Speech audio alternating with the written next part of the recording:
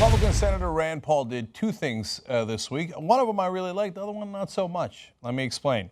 Paul revisited his intention to force his colleagues in Congress to do one of their most important jobs, one which they have simply refused to do for years, and vote on a new authorization of use of military force to replace the ones voted on in 2001 and 2003, which are still being used to justify military actions in any number of countries we are not at war with.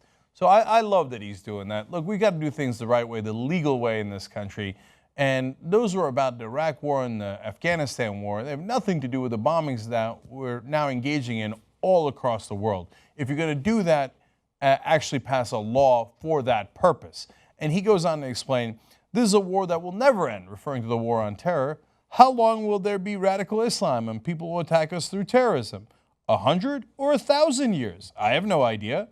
It can go on a long time. That's why it has to be limited and narrow. It's always important to put a name and face to war. There is too much eagerness for war. There needs to be more of an argument in the opposite direction, that it should be a last resort. Well, I agree with him so much on that last part of that quote that I actually am going to disagree with his next proposal. So let me explain. He also did this. Paul had previously introduced an amendment into the National Defense Authorization Act, which would effectively end selective service. But he has rebranded his efforts in the wake of Muhammad Ali's death in the form of standalone legislation, which he has dubbed the Muhammad Ali Voluntary Service Act.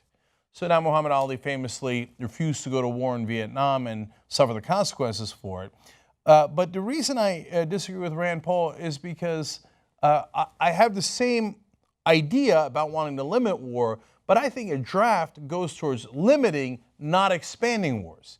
Now that we have a voluntary army, yes, we have select service. So if we need a draft, that's what select service is for, but we haven't had one in a long time. He's saying, let's even get rid of that and just stick with nothing but a voluntary army. Well, when we have that, it seems easier to go to war. Well, those guys signed up anyway. That's what Republicans say all the time.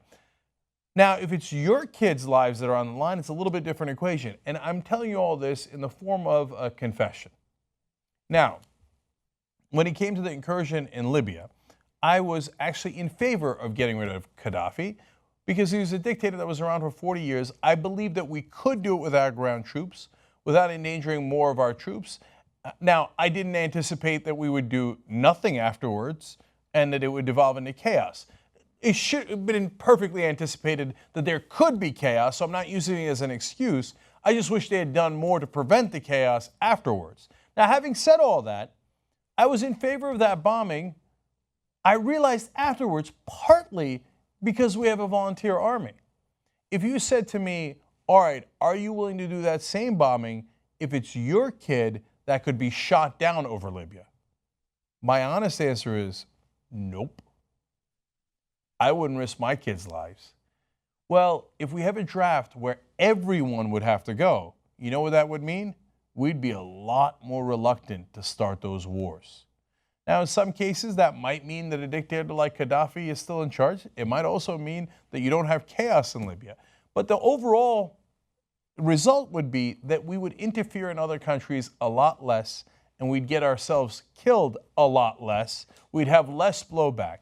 So if we've all got a stake in the game, I think that we will go to a lot less wars. Now, I know Rand Paul's argument is also that, hey, the rich find a way to get around the draft, and then it'll be your kids that are sent. But at least it's all of us in it together, and they'll have to try to get out of it in one way, and then you can show their hypocrisy, and they'll think twice. Right now, they're not thinking twice at all before they say yes to war. So I actually would go in the opposite direction, restart the draft, and make it a lottery. If we're going to start a war, it might be with anybody's kids. I bet we go to a lot less wars.